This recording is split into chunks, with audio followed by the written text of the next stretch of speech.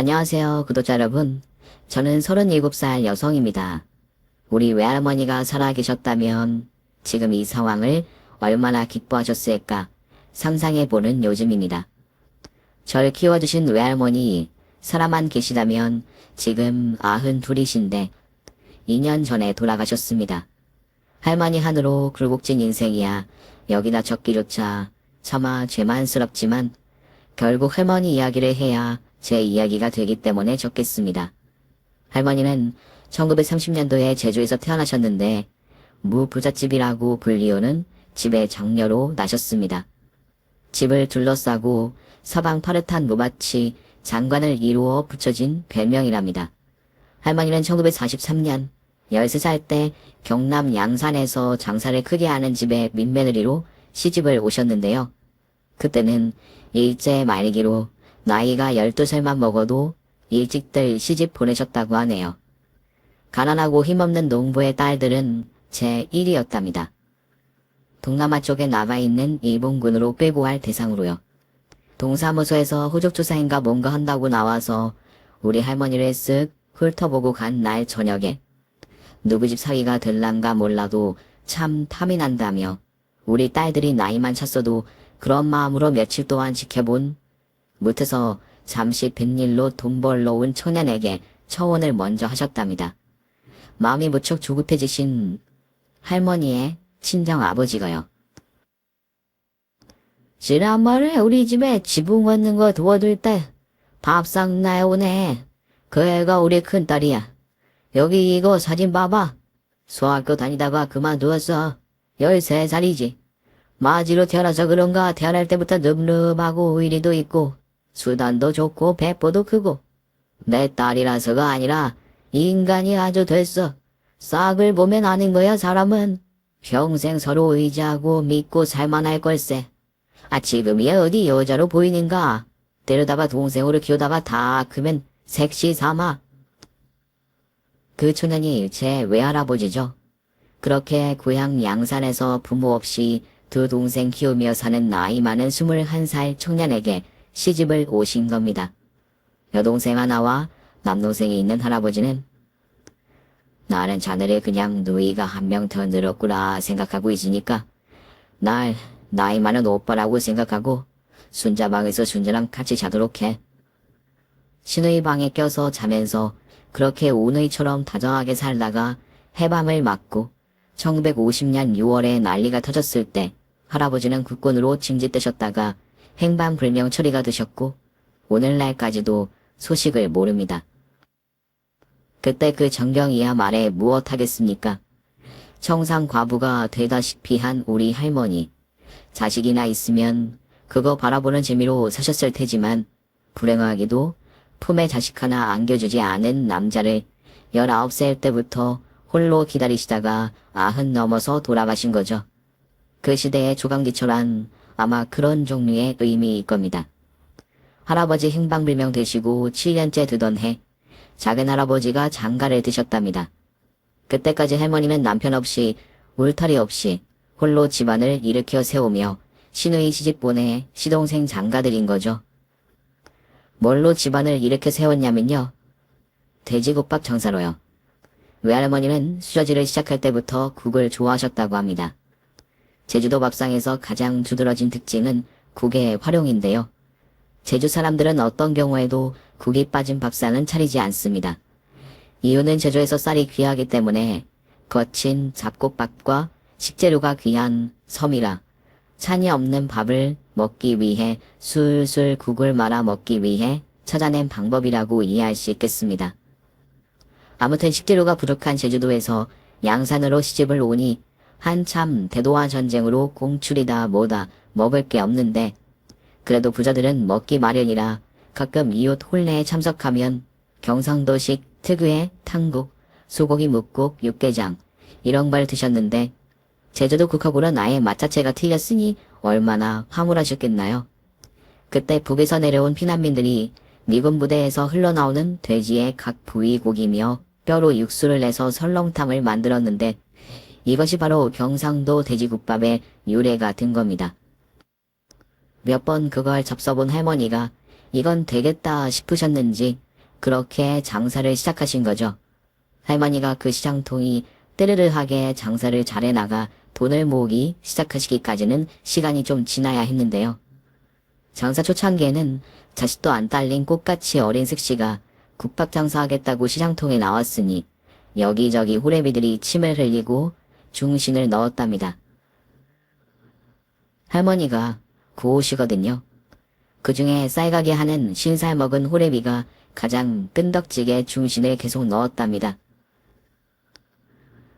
잘 생각해서 마음 굳게 먹으라고요. 눈 딱 감고 신발 갈아 신어야지. 그렇지 않으면 자네 신세 자네가 망치게 된다고. 구만리 같은 인생을 생각해봐. 이제 30 조금 넘었는데 피하나 아들은 시동생 둘 책임지고 서른 문턱에도 못 가본 여자가 이 평생 두 시동생 바라보고 살 거라고? 자식도 없이? 그거 어떻게 살겨? 어이구 심란해라. 아니 남자 나이 신설이면 어때? 한참 때지. 발발하니 그 범의 장다리 같은 힘줄 솟은 다리 좀 보라고. 그 집으로만 가면 자네는 시인세 생각해서 후살이 가라는 말이 왜 있게? 그런 식으로 할머니를 괴롭혔답니다.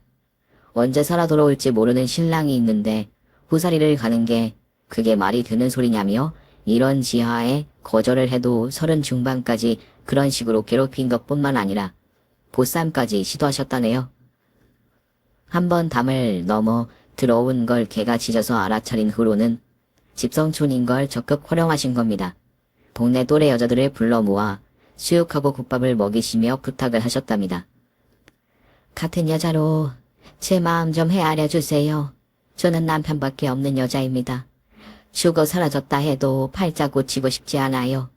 그런데 언제 살아 돌아올지도 모르는 남편 아닙니까? 기다려야 하잖아요. 여기 모인 분들이 모두 17분. 한 분이 돌아가면서 하룻밤씩만 제 방에 와서 같이 주무셔 주세요. 그날부터 한 집에 하룻밤씩 해서 베개 들고 와서 같이 주무셔 주시며 세월을 넘기셨다고 합니다. 외증조 할아버지 말씀대로 남편에 대한 의리도 있고 수단도 좋으신 할머니시죠. 암튼 장사를 해서 시동생 살게 만들어주고 시누이 시집 보내셨는데 시동생, 그러니까 우리 외작은 할아버지 또한 혼자 된 형수에 대한 의리가 있는 사람이라 언덕배기 하나를 사이에 두고 아래 윗집에 사시면서 형수를 존중하고 모셨답니다. 장가가서 아들을 낳자마자 바로 형수에게 양자로 주리라 했는데 이상하게 계속 딸만 낳으신 거예요. 이번에 아들이면 하면서요. 넷째까지 모조리 딸을 낳자 막내로 태어난 넷째, 태어난 지 사흘 된 아기를 형수 집에 올려보낸 거죠. 그게 바로 우리 엄마입니다. 비록 사흘이지만 엄마의 젖을 맛본 아기가 마음이 입에 맞을 리가 없죠. 그래서 배고픈 핏덩이가 찢어지게 우는 소리가 언덕 아랫집 방 안에 누운 작은 외할머니 귀를 파더랍니다. 그런데 우는 애 달래 젖이 여기 있다고 일세 떠는 게 되니 절대 외할아버지가 큰 댁에 못 올라가게 하셨답니다. 젖 한번 물려주고 싶어서 애가 다른 외작은 할머니는 젖을 짜내버리면서 울고요. 네 외할머니의 진심 그게 너무 가슴 아파서 내 부른 젖을 짜내서 그냥 버렸어. 네 외할머니 밤새 환하게 방창문에 불 켜진 게 보이는데 우는 애 달래는 소리가 그렇게 부드럽고 간곡지고 애달프더라고. 핏덩이 입에 미음 한 모금 더 먹이려고 밤을 꼬박 새우며 애를 달래는 소리를 내가 들었어. 꼬박 100일을 그러시더라고. 방 안에서 애를 얻고 매물을 도시는 모습도 차오지 통해서 보이고 그렇게 작은 집에서 양녀로 입양한 제 엄마에게 할머니가 쏟은 정성은 말도 못한다고 하십니다. 워낙에 예쁘게 생겼고 또 입이 짧고 그래서 손 안에 쥔 옥돌같이 귀하고 예쁘게 대하셨는데요. 물 한 잔 얻어 마시자며 잠시 들어온 비구니님이 그 모습을 한참을 지켜보시다가 타고나길 남의 자식 돌봐주는 팔자로 나셨는 게 비요. 원망도 슬픔도 없이 그냥 이게 내 할 일이다. 그런 분이시구만요. 그게 한 가지요. 한 아니죠. 복이요 복. 그 복 어디로 안 갑니다. 복바라고 하는 거 아니라서 복으로 오는 게 비요. 라고 하시더래요. 아무리 내 몸으로 낳은 자식 아니라도 남편의 조카, 게다가 호적에 내 자식으로 올라와 있는 이상 내 자식이나 매한가지로 여기신 외할머니께 여쭌 적이 있습니다. 할머니, 정말 여쭙기 죄송한데요. 우리 엄마 결국 할머니랑 피 하나도 안 섞였잖아. 근데도 좋았어요? 물어보면 네가 아직 아가씨라 자식이 뭔지 몰라서 그러는데 내 몸으로 낳은 자식만 자식이 아닌 게야. 우리나라는 호적이 중에서 호적에 한번 내 자식으로 올라오니 갸냘갸냘 곱기만 한 네 엄마가 의지가 되더라. 내 기둥 같고 내 울타리 같고 내 모든 거더라고. 우리 엄마도 친자식이나 매입 아니셨습니다. 제가 자랄 때 지켜본 것만 봐도 작은 집이 생부 생모고 여기는 양모인 거를 아시는데도 명절 때 다 같이 모이면 낳아주신 친부모에게는 등을 돌리고 앉아도 양모에게는 절대 등을 보이는 일이 없으셨으니까요. 기르신 점을 더 위대하게 윗길로 쳐준 거 아닐까요?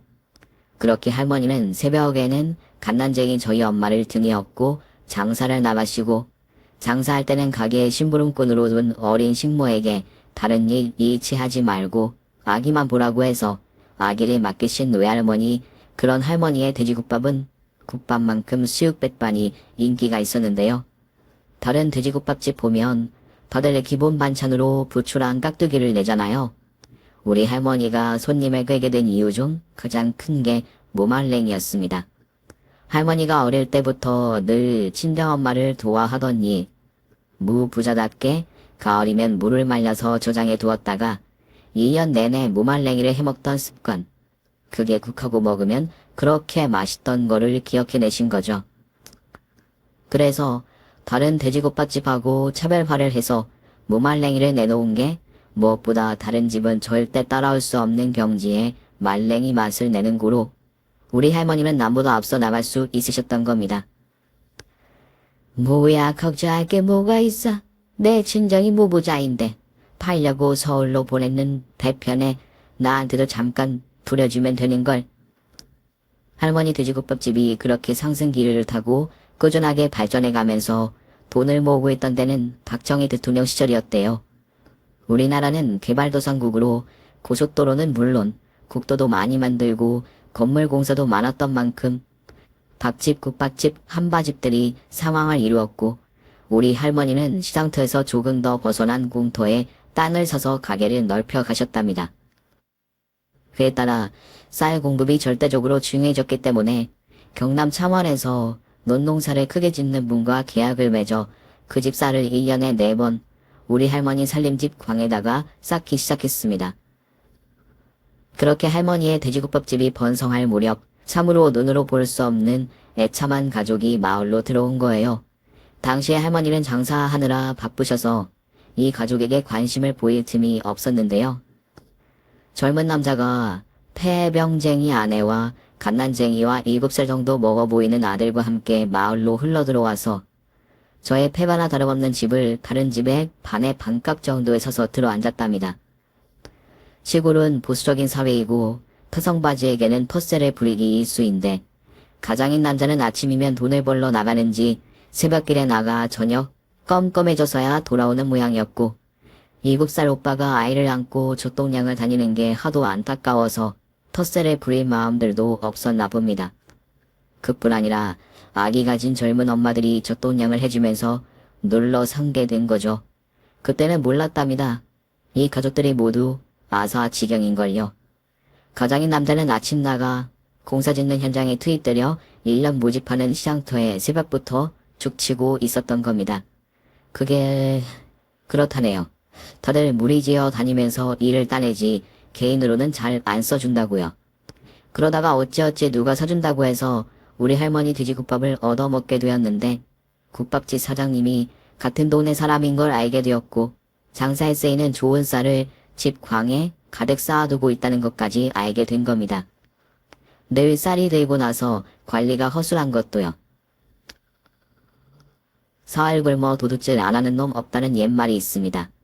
그래서 아사 직전인 가족을 구하기 위해 이 가장이란 사람이 깜깜한 밤에 우리 외할머니 집 담을 넘었고 광에 들어가 메고 온 배낭에다가 쌀을 퍼담았습니다.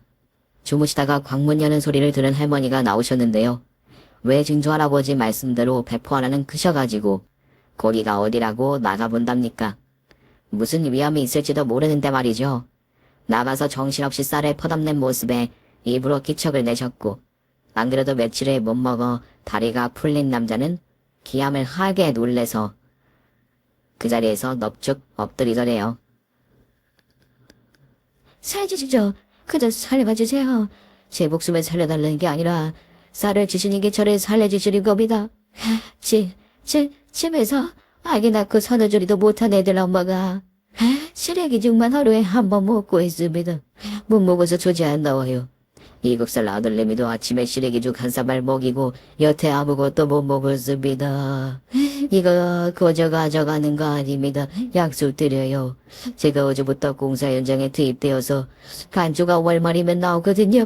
선생님, 그때까지만 먹을 만큼만 여지 없습니다. 부탁드립니다. 외할머니는 곰곰 그 말을 들으시고는 집에 아기가 둘이에요? 네, 7살 선의 녀석하고 태어난 지 100일은 넘은 계집애가 있어요. 알았어요. 그런데 쌀 지금 이렇게 가져가면 댁한테 안 좋아요. 그건 나중에라도 그 누구에게도 떳떳하지 못해요. 날 믿고 지금은 이거 내가 떠주는 한 냄비만 가져가셔서 당장에 밥 끓여서 아기 엄마랑 아들 먹이시고 지금은 그냥 가요. 날 믿고 그냥 가세요. 그리고 이거 돼지국밥이에요. 간을 좀 바꿔볼까 하고 한솥 들고 들어온 건데 이거 이 술에다가 씻고 솥에 들고 가서 가족들 먹이세요. 겨울이라서 안 사할 거니까 온 가족 한 사흘 넉넉히 드실 겁니다. 고기 넉넉하게 들었어요. 아기 엄마부터 먹이세요. 할머니는 다음날 일꾼으로 시켜서 광에서 쌀 1년치 먹을 거를 그 집에다가 실어주셨고 아사 직전인 그 가족들을 살리신 겁니다. 그렇게 그 집과의 인연이 이어져서 돼지국밥집에서 노가다 식장들끼리 사람 구하는 공고 소식을 들으시면 할머니가 남동생 같은 이 남자를 연결시켜 주었고 계속 그렇게 먹고 살게 만들어주신 거죠. 그때 이 착한 남자는 자기 망신에 무릅쓰고 7살 아들에게 늘 훈시를 했답니다. 돼지국밥집 사장님은 아버지가 죽어 머리칼을 모조리 뽑아 그분 베개를 만들어드려도 모자란 분이야. 우리 집안 은인이라고. 알아듣지? 네 엄마를 살리고 네 동생을 살리고 너를 살리고 아버지를 살렸어. 쌀밥하고 돼지국밥 구수하고 맛있지? 이거 다 그분이 주신 거라고. 이 집은 사람도 아니야. 아기 엄마는 흥분한 정신에서 겨우 목구멍으로 떠넘긴 돼지국밥하고 쌀밥을 다음날부터 정성적으로 먹기 시작해 며칠 먹고 났더니 젊은 얼굴이라 뽀얀 윤기가 돌았답니다. 그런데 그것도 아주 잠시 산후조리 후유증으로 세상을 버렸고 남자는 자기 능력 없는 탓으로 반이나마 실성을 해서 술을 퍼마시게 되어 아이들을 돌볼 수가 없게 된 거죠. 그때 장례 때 산후조리가 잘못된 끝에 세상을 버린 건데 세상 인심이란 게 안 그래서 폐뺨을 앓은 걸 꺼림직하게 여긴 동네 사람들이 그 누구도 산에 묻는데 따라가기 거부했는데 우리 외할머니께서 일꾼들을 사서 닭도산을 파서 묻어주었답니다. 발인 날 소년의 아버지는 술에 취해서 정신을 못 차리고 소년은 우리 외할머니 손을 잡고 자기 엄마가 땅에 묻히는 걸 바라보다가 옆에 있는 소나무 기둥에다가 머리를 쿵쿵 박으면서 소리내서 울었다는데 그 정경이야말로 다 못하죠. 엄마. 그렇게 애참하게 우는 소년을 우리 외할머니가 끌어서 품에 안으며 아가, 오늘이 음력으로 2월 15세다. 이틀 전에 돌아가셨으니까 14일 날 돌아가신 거야. 꼭 기억해라. 그래야 네가 이 다음에 제사를 올리지. 2월 14일 날, 알았지? 그렇게 일러주는데 둘의 모습을 지켜보던 땅 퍼던 분이 담배 한 대를 깊게 피우면서 저거로 부모 묻어준 사람 은혜는 꼭 갚아야 하는 거다. 부모 왼수는 잊어도 되지만 부모 묻어준 사람 은혜는 못 잊는 거거든. 이제 밥 먹고 살 수 있게 되었다 싶었던 소년네는 다시 절망의 구렁텅이에 빠져 그 집 소년과 돌도 안 된 아기는 전적으로 우리 할머니가 보살피셨대요. 애 아버지란 사람은 술 아니면 노가다판이라 아기들을 돌볼 겨를이 없었으니까요. 그래서 7살 소년과 돌된 아기가 씻지도 못하고 제대로 먹지도 못한 채 거의 거지꼴로 살고 있는 걸 우리 외할머니가 데리고 오신 거예요. 우리 할머니는 그러니까 아이 셋을 키우신 거죠. 태병쟁이라도 어미는 어미 젖은 젖, 아무것도 모르는 갓난쟁이라도 돌이 지났으면 이미 자기 엄마 채취, 젖의 감촉, 젖의 맛 이런 거를 느낌으로 알 겁니다. 그러나 우리 외할머니는 우리 엄마 신생아 때 잠도 안 주무시면서 온 마음을 다 기울여 정성 쏟아 키우던 그대로 밤에 잠도 안 주무시면서 자기 엄마를 목이 찢어지게 찾으며 우는 아기를 달래느라 온 밤을 지새우기 시작하신 겁니다. 그 광경을 옆에서 지켜보던 소녀는 차마 은혜 갚을 길이 떠오르지 않아 일어나면 할머니 요강부터 비우는 부지런함을 보여주었다네요. 장인어른 이 다음에 뭐가 돼도 되겠다. 자고로 너같이 하는 애 치고 잘못 풀리는 법은 없거든. 이라고 하시면서 좋은 말씀으로 칭찬을 하셨고 소녀는 더욱 부지런히 자기 동생을 등에 업고 할머니 가게에 따라가 동전 심부름 같은 걸 하면서 자기 힘껏 할머니를 도왔고요. 아침부터 자기 전까지는 가게에 나와 붙어 있었으니 돼지국밥은 원 없이 먹었겠죠. 소녀는 날이 갈수록 살이 올라 포동포동해지고 아기도 살이 올라 포동포동해지고 자기 새끼들이 뽀해지는 걸 지켜본 애 아버지가 어느 날부터인가 정신을 차리더니 다시 열심히 살기 시작했고 그렇게 예전처럼 다시 누나 동생 같은 사이로 오며 가며 지내는 흐뭇한 풍경을 말입니다. 계속 중신을 넣다가 퇴짜당한 쌀가게 하는 호래비가 역심을 품고 질 나쁜 소문을 퍼뜨렸나 보더라고요.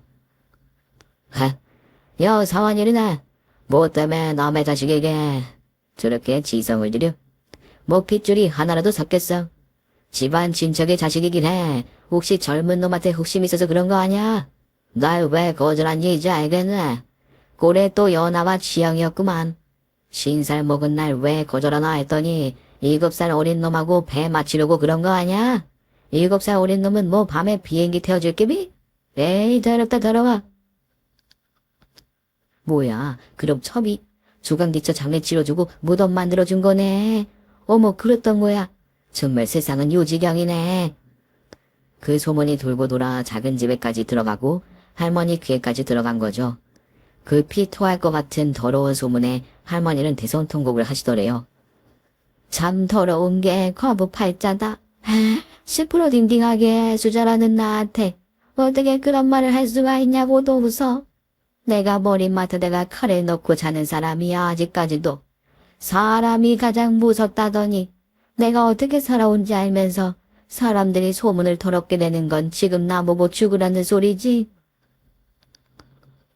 소문에 목을 매거나 소문에 강물에 뛰어들 수도 있는 게 과부라고 합니다. 배프 큰 우리 외할머니는 하루 밤새도록 울다가 다음날 새벽에 일어나 아이 셋을 다 작은 집에 맡기고 그런 눈으로 보지 말게. 동서 자네 나를 그렇게도 몰라? 사흘만 봐줘. 사흘 후에 돌아올 거야. 뭐 좀 알아보려고. 할머니는 첫 시외버스하고 기차 타고 서울로 올라와 점포를 알아보시고 집을 알아보시고 이틀 만에 다시 내려오신 후 짐을 싸서 우리 엄마를 데리고 서울로 올라오신 겁니다. 마지막으로 소년 얼굴을 보면서 창이야, 쌀 앞으로 2년치 더 먹을 거 창원에서 농사 지으시는 분에게 부탁했어. 혹시 아버지가 또 노시거든 쌀 팔아 돈 사자고 말씀드려라. 창이야, 아줌마 집 작은 아줌마 알지? 그 아줌마가 보살펴 주실 거야. 아줌마는 서울로 장사하러 가. 우리가 인연이 닿으면 만나겠지. 너희 엄마 돌아가신 날은 2월 14일 날이야. 잊지 말고 제사 모셔라. 이제 곧 학교 들어가는데 공부 잘하고. 라고 이르시면서 울며 매달리는 소년을 떼어놓고 그 주머니에 3달 생활비를 넣은 봉투를 찔러주셨답니다. 그렇게 창이라는 소년네와 얽힌 인연의 줄을 잘라내고 할머니는 무섭고 더러운 소문에 쫓겨 서울행을 하신 거죠. 이게 국밥이란 게요. 경상도 사람들은 국밥을 좋아하는데 서울에서는 양산에서 장사하는 만큼은 안 되셨던 모양이에요. 그저 서울 강북구 구석에서 소리 소문 없이 작은 돈을 꾸준히 벌면서 몇십 년을 지탱하셨는데 절대 미각의 소유자들에게만 알려진 맛집 중의 맛집, 국밥계의 고갱이라면 고갱이라고 할 수 있는 식당이었죠. 양산에서와 마찬가지로 무말랭이가 곁들여진 기본 반찬은 이 절대 미각의 소유자들의 입에 들어맞았으니까요. 우리 외할머니는 그렇게 서울에서 소규모로 국밥집을 운영하시면서 우리 엄마를 키우셨는데요. 우리 엄마는 할머니가 죽자고 반대하는 남자랑 연애해서 아이까지 낳으셨답니다. 할머니가 반대한 남자는 직업군인이었고 남편이 1950년에 행방불명 처리되어 오늘날의 일은 할머니 입장에서는 당연히 반대할 수밖에 없으셨겠지요. 그 사람이 바로 우리 아버지예요. 할머니가 반대한다고 집을 뛰쳐나가 살림부터 차리신 엄마 때문에 속이 상하신 할머니는 한동안은 장사 끝내고 가게 문 닫으면 집에 들어가시기 전에 가게에 딸린 방에서 소주 2잔 마시는 걸로 위안 삼아 푸념을 하시는데 참네. 팔자는 왜 이런지 모르겠다. 나는 참 사람들에게 한다고 하는데 말이지. 애들 딸린 남자가 모비 도식으로 술만 마시길래 어린애들이 불쌍해서 데려다가 봐줬더니만 피 거꾸로 솟는 더러운 소문이 나질 않나. 고이 키운 고명딸은 결혼 반대한다고 집을 뛰쳐나가 지 멋대로 맘대로 살아부리지를 않나. 그것뿐이야. 시동생들 줄줄이 딸리고 고생세 빠지게 할 자리 안 봐도 뻔하구만. 남편 없이 시동생들 떠맡아 키운 네 애미를 보고도 그런 자리로 가냐? 그것뿐이야. 남사시럽게 식도 안 올리고 애부터 가지고 아이고 참으로 망신스러워. 나는 참 사람들에게 한다고 하는데 다들 내한테 왜 이래? 뭐? 그 머리 밀은 흉여편네 뭐라고 했더라? 복 같은 소리 하고 있네. 이게 복이면 나 여기 복 있다. 뭐? 타고나게 남의 자식 돌봐주는 팔자로 나셨는 게 비요.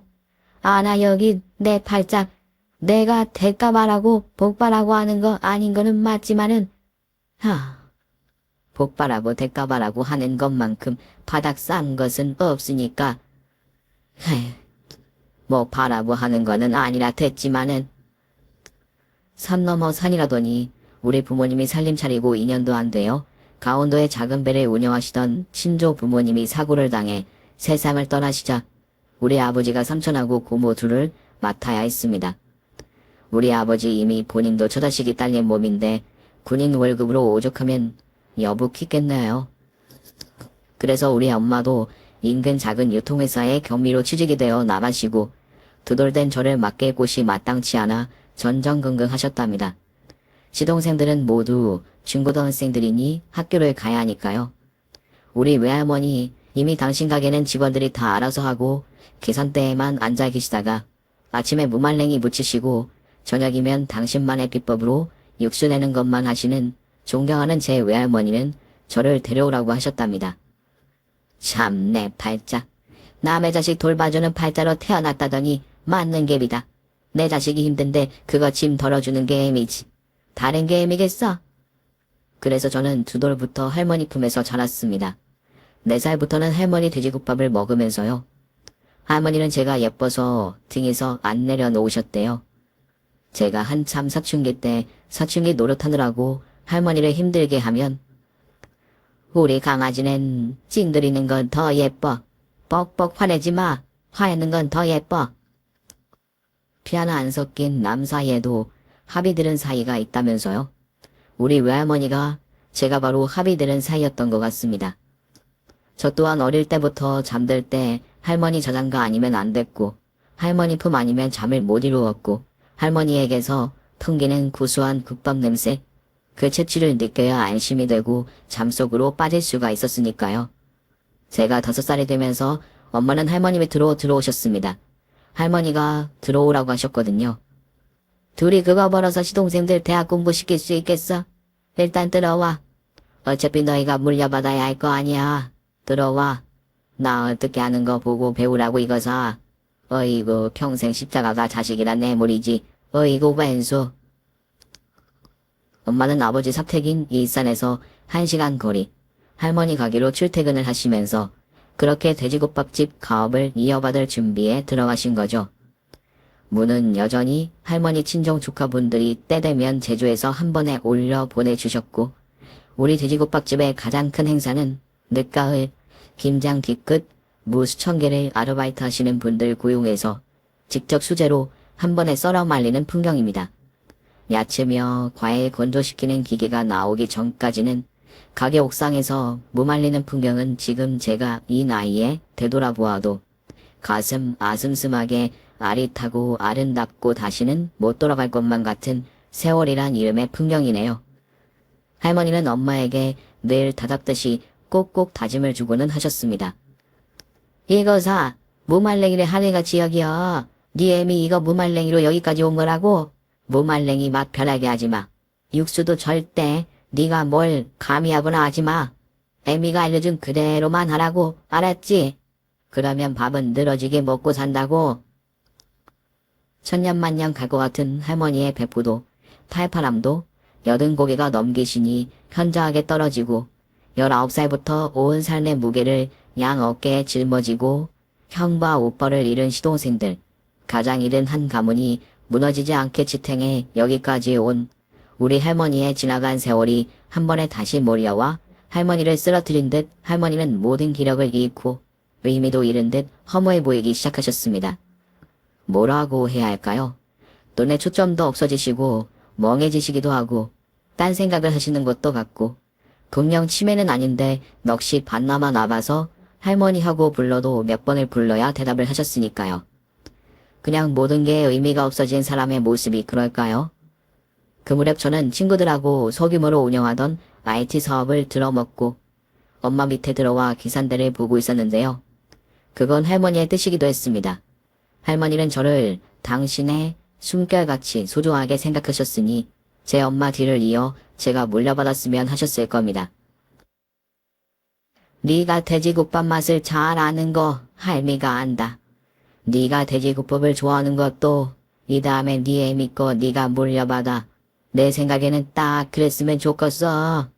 너도 알다시피 할머니가 어떻게 보면 말이다. 할머니가 핏줄이 하나 없잖냐.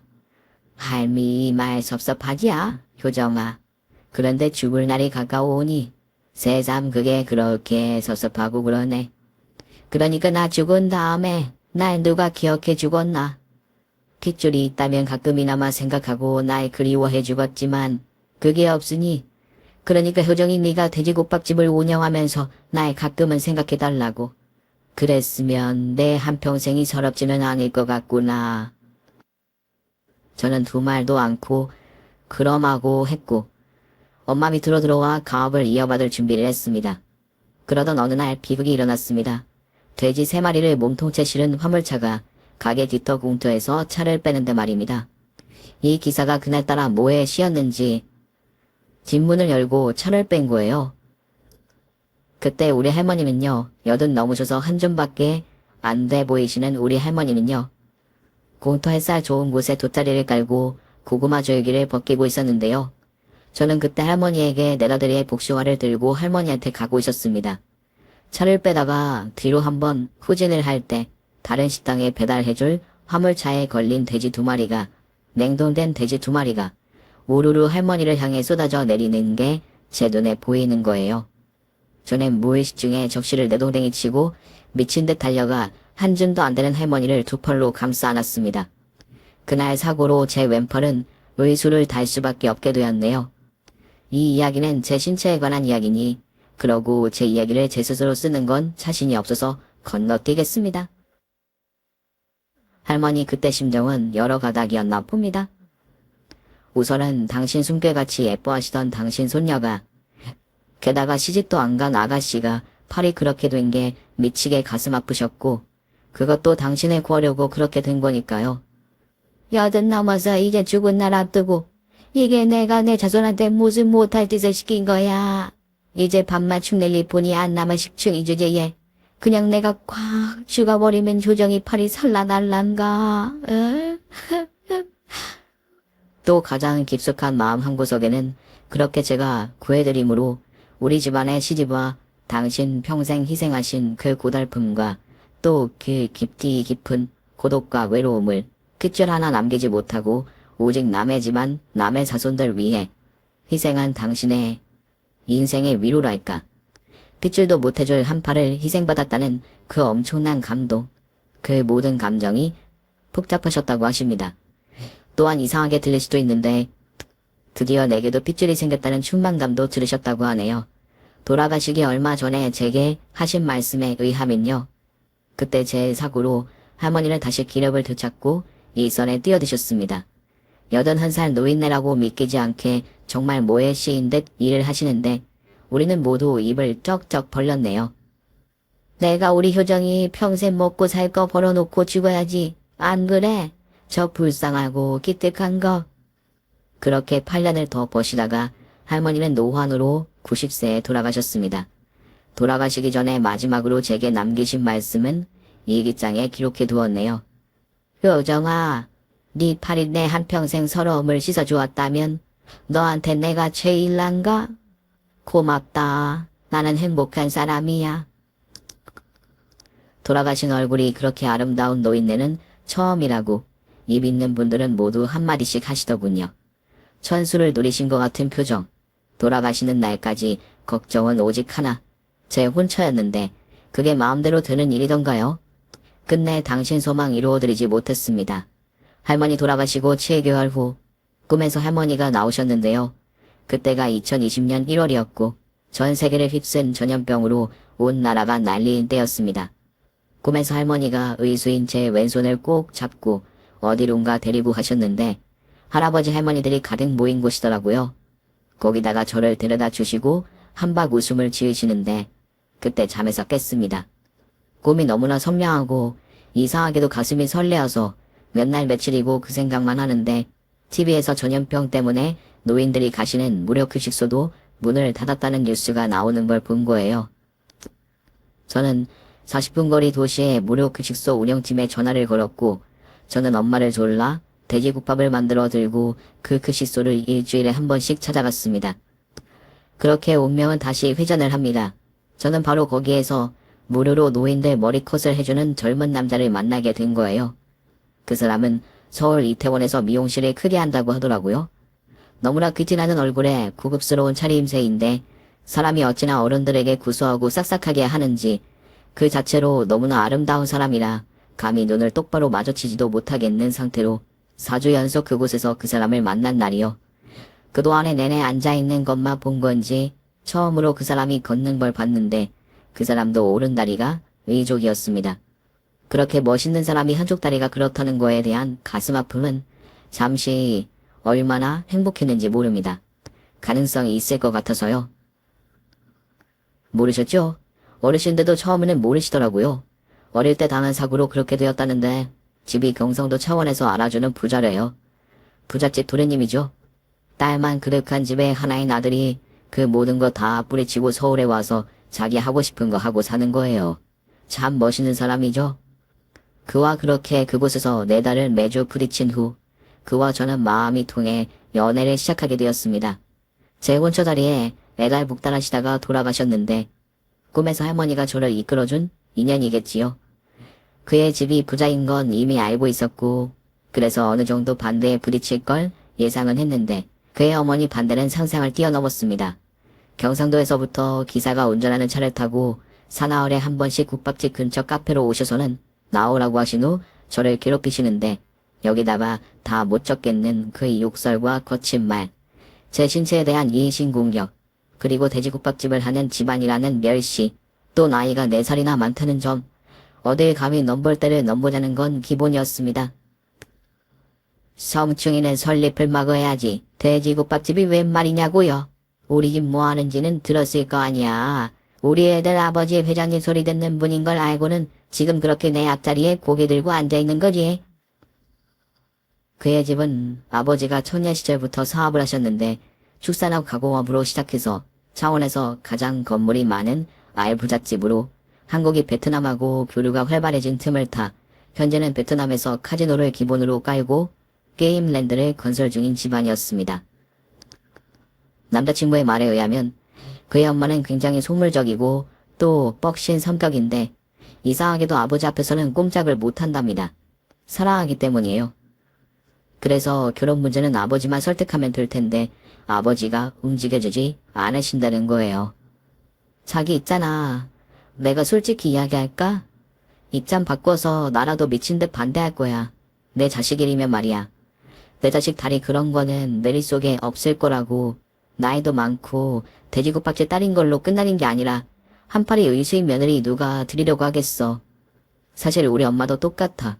자기네 집에서 그렇게 반대한다니까 우리 엄마 열받으셔서 누구네 딸은 당신네 아들만큼 안 귀하냐며 어디다 대고 갑질이냐며 당장 끝내라고 나를 올가매셔. 바로 그게 부모지, 안 그래? 저도 그와 헤어지는 쪽으로 가닥을 잡았고 그걸 알아챈 그는 최후의 방법을 썼나 보더라고요. 결혼 허락 받아내려 부모 앞에서 단식 투쟁까지 들어간지는 저도 몰랐습니다. 하루도 안 보면 미치겠다던 그가 사흘째 찾아오지 않고 전화하고 카톡만 한 끝에 그의 아버지가 찾아오셨네요. 인근 카페에 와 있으니 잠깐 시간 내어줄 수 있냐고 물으시는 점잖은 목소리에 이끌려 카운터에 앉아 계시는 엄마 몰래 나갔습니다. 그의 아버지는 큰 사업을 준비하시는 분 같지 않게 소박한 옷차림에 소박한 말투셨습니다. 효정 씨라고 했지요. 이야기는 많이 들었어요. 참 착하고 참하게 생겼네. 효정 씨, 내가 미안한 말을 하러 왔어요. 우리 수영이가 밥을 안 먹어. 밥 좀 먹게 전화 좀 부탁해요. 저기 그리고 내가 여동생 하나에 3대 독자로 자랐거든. 수영이가 4대 독자라고? 미안하지만 효조 씨가 물러서 줘야겠어요. 우리 집 사람이 자기 죽거든. 자기 눈에 흙 덮거든. 되는 혼살 아니에요. 엄마가 그렇게 반대하면 안 되는 거지. 안 그래? 와봤자 효정 씨가 마음고생한다고요. 급허를 해서 아이 낳는 게 아무래도 또 그렇지 않겠어요? 우리는 자손이 귀한 집이거든. 이런 말해서 정말 미안하이. 돼지국밥집 나는 그건 괜찮아요. 나 돼지국밥 좋아해요. 나도 어릴 때 많이 먹었거든요. 그래서 내가 이렇게 직접 찾아온 거예요. 좋게 헤어지자고요. 우리 집 사람 말이 너무 심했을 거 내가 100분 안 봐도 뻔해. 그건 내가 사죄하리다. 말씀하시는 게 너무 진실되고 또 이렇게까지 말씀을 하시는데 제 사랑이 뭐라고 그의 부모님을 뛰어넘나 그런 판단이 들더군요. 그래서 조용히 아랬습니다. 무슨 말씀이신지 충분히 알겠습니다. 어르신들 뜻대로 하겠어요. 제가 물러나겠습니다. 그런데 저기 돼지국밥 좋아하시면 우리 집에서 한술 뜨고 가세요. 조금 있으면 저녁 때인데 오늘 유난히 수육도 좋고 유난히 육수도 잘 내줬거든요. 왠지 식사 대접을 하고 싶어요. 정말 왠지였습니다. 그냥 왠지 그렇게 하고 싶더라고요. 저는 이미 그와 헤어지려고 결심을 굳혔고 그를 낳아주신 그의 아버지께 이 훌륭한 인품으로 저를 설득시키는 그의 아버지께 어쩌면은 저의 시아버지가 될 뻔했던 분께 우리 집 식사를 대접해드리고 싶었던 건지도 모르겠습니다. 식당에 들어가니 엄마는 계산대에 안 계셨습니다.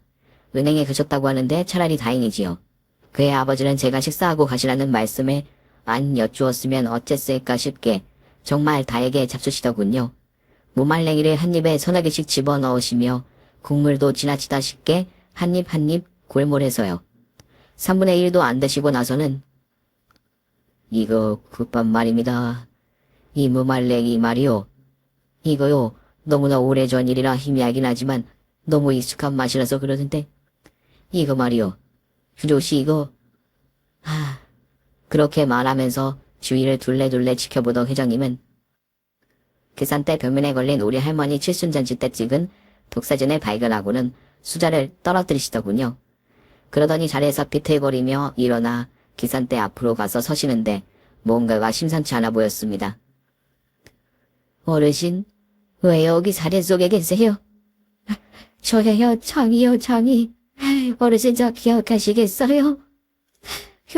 효조씨, 효조씨하고 어떻게 되는 분이세요? 효조씨하고 어떻게 되는 분이야? 우리 외할머니요. 회장님 왜 그러세요? 이제 막 저녁 손님들이 들기 시작하는데도 아랑곳 없이 회장님은 크게 울음을 터뜨리시더니 벽에 달라붙어 할머니 사진을 떼어놔서 품에 안고 꺼이꺼이 우시더군요. 어르신 저예요, 장이요. 우리 엄마 돌아가신 날은 음력으로 2월 14일째 날. 그제 기재사 올랐어요. 어르신, 어르신. 그족씨, 어르신 어디 계세요, 네? 그러시더니 우리 할머니를 찾듯 마구 주위를 둘러보시는데 입구에 우리 엄마가 나타나셨습니다. 누나, 누님, 여기 누님, 누구시더라? 누나, 나 창이요. 양산의 창이요, 누나. 나 기억 못해요. 누구? 양산. 감나무골의 너 창이니? 그렇게 두 분은 애들같이 얼싸안고 펄쩍펄쩍 뛰셔서 들어오시는 손님들이 웃음까지 터뜨리시고 아유 민망하고 창피해 혼났네요. 그러시니까 이분은 제가 당시에는 세네 모르고 있던 할머니 양산 고향의 그 아사 직전의 가족이었고 그때 소년이 자라서 게임랜드의 회장님이 된 거였습니다. 우리 할머니랑 우리 엄마가 서울로 올라오고 창의소년 가족은 그곳에서 얼마간 더 살다가 창원으로 이주했고 돼지국밥집에 인연이 더 씌워졌는지 고등학교 졸업 후에 돼지국밥집에서 일을 시작해 축산계통 그리고 육가공업치를 거쳐 도중에 방송통신대학을 거쳐 정교대학에도 진학을 하고 또 장사를 하고 사업을 하면서 세월의 흐름을 거쳐 오늘날에 성공한 회장님이 되신 겁니다. 우리 외할머니가 너는 이 다음에 잘 될 거라고 예감한 축복대로요. 효조씨 외할머님이 그러셨지. 아가 오늘이 음력으로 2월 15다. 이틀 전에 돌아가셨으니까 14일날 돌아가신 거야. 꼭 기억해라. 그리고 우리 엄마 땅에 하관시켜주던 아저씨가 그랬거든. 그 아저씨 담배 참 맛있게 피우셨는데 하하 잡으로 부모 묻어준 사람 은혜는 꼭 갚아야 하는 거라고. 부모 왼수는 잊어도 되지만 부모 묻어준 사람 은혜는 잊으면 안 된다고. 우리 가족 목숨 유지하게 해주신 분이 효정이 외할머니시지. 그런데 돌아가셨구나.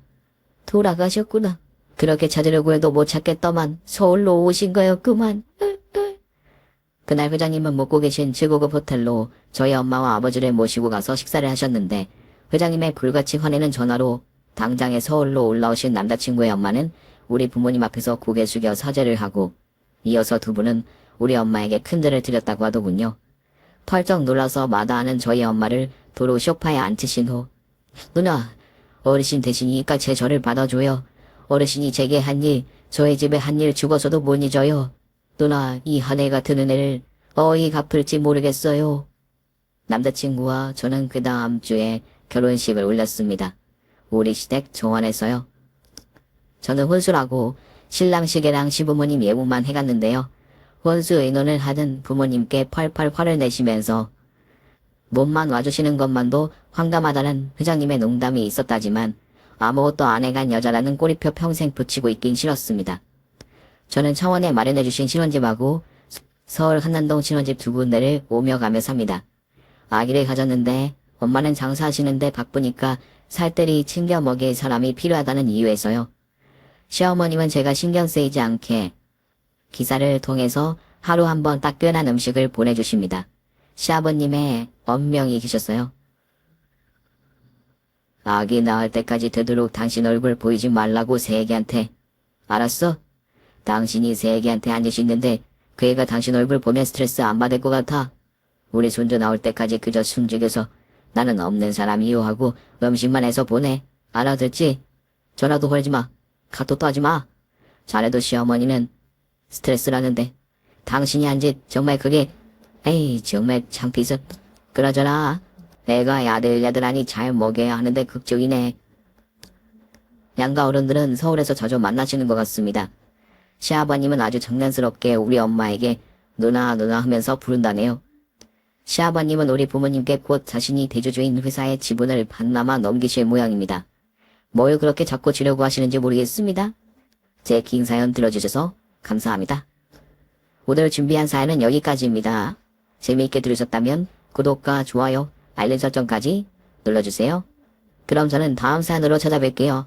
오늘도 건강하고 행복하세요.